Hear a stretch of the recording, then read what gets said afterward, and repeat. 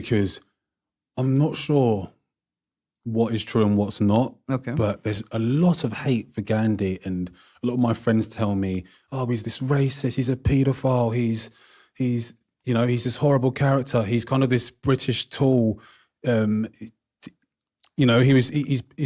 this figure has been revised, and it wasn't true. And there were other characters who had a more prominent role in India's independence, and just a lot of stuff like that. I just wanted to ask you, why is... Funny enough, this is what happens when you got I always tell people, like, the far left and the far right actually share a lot more in common than people think. Than people think. Than they understand. Because you've told me that your left-wing friends have said this. I've heard this from the right wing as well.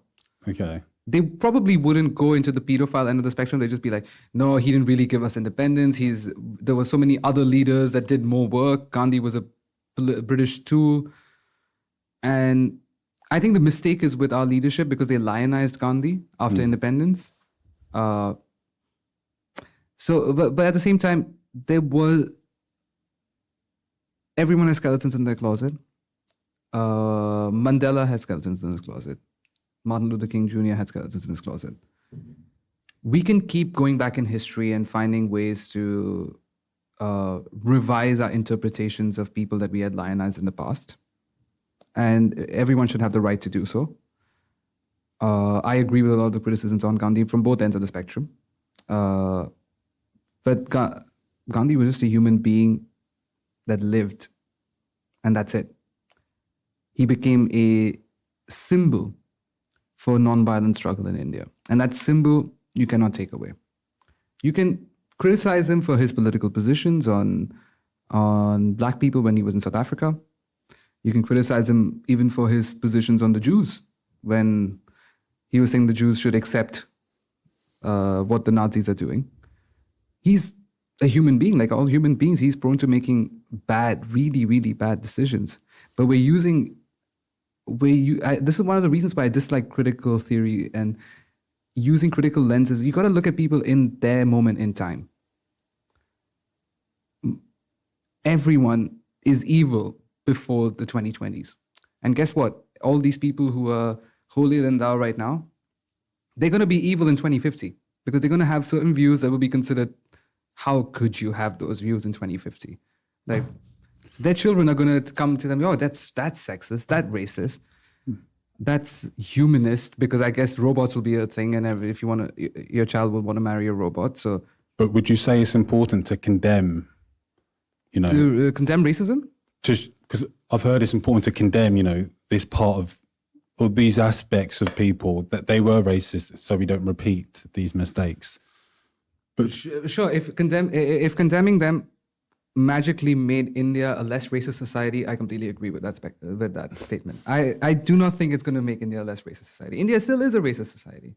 And it's going to take a lot of time and effort from Indians of all backgrounds to get over this inherent as well as externally imposed weird fusion of racism that we've got in India. Yeah.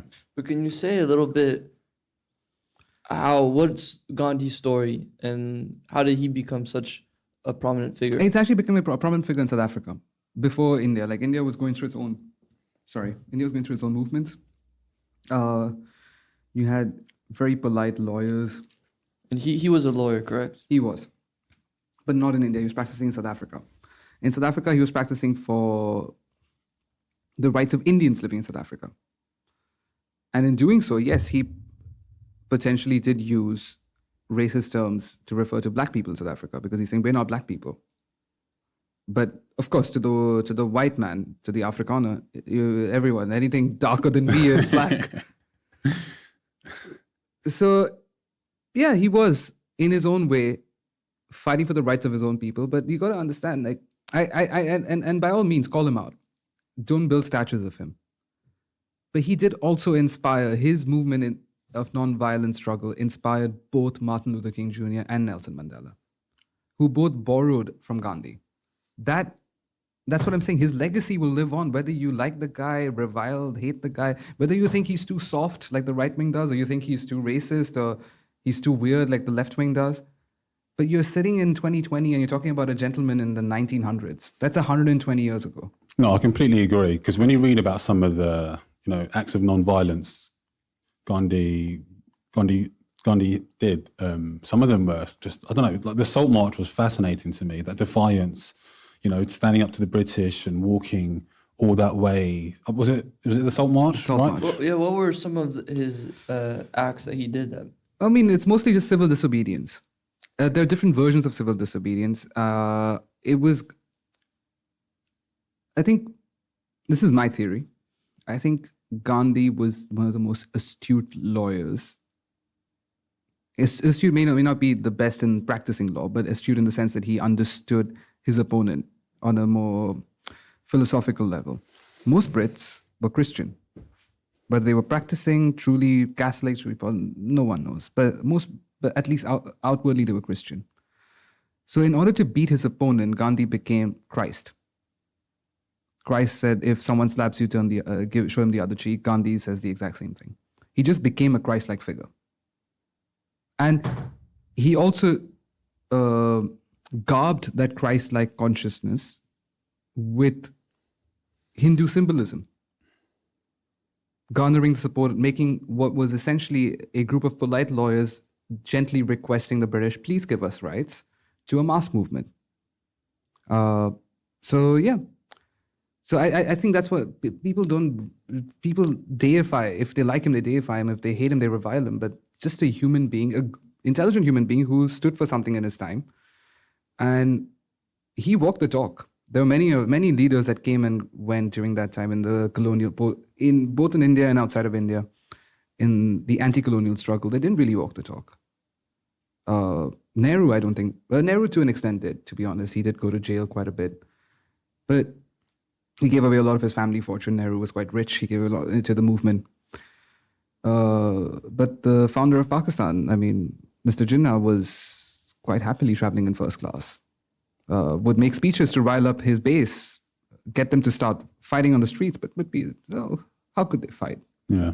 And so there were those people as well. And I'm sure there were those examples with the Congress as well, but and other political movements that existed in the subcontinent. But Gandhi was one of the few that walked the talk. So I think his legacy will always live on. I don't know, who was it?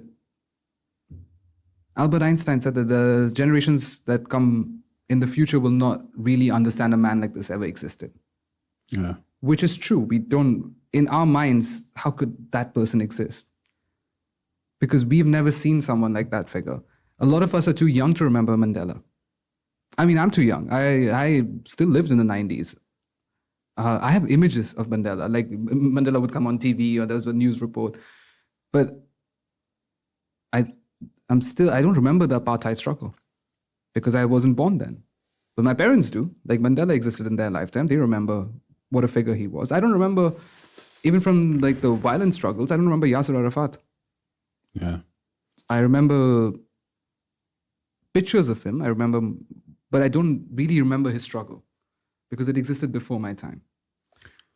I do completely agree with your point about, judging these historical figures with with that 2024 lens. And it's funny you said that. I was listening to this American teacher and he asked his class about, abolishing slavery. And he goes, all right, kids, how many of you, if you were there present at the time when this debate was going on, how many of you would have voted to abolish slavery? All of them put their hand up. And he said, listen, guys, that's just not true. Everyone is a product of their time. And the reality is some of you would have adopted these views. And I think we should... And also to add on to that, even if you did not like the societal zeitgeist that you lived in, you would have hid your real views at that time. Because not everyone is mentally or physically prepared for the repercussions of going against the societal zeitgeist.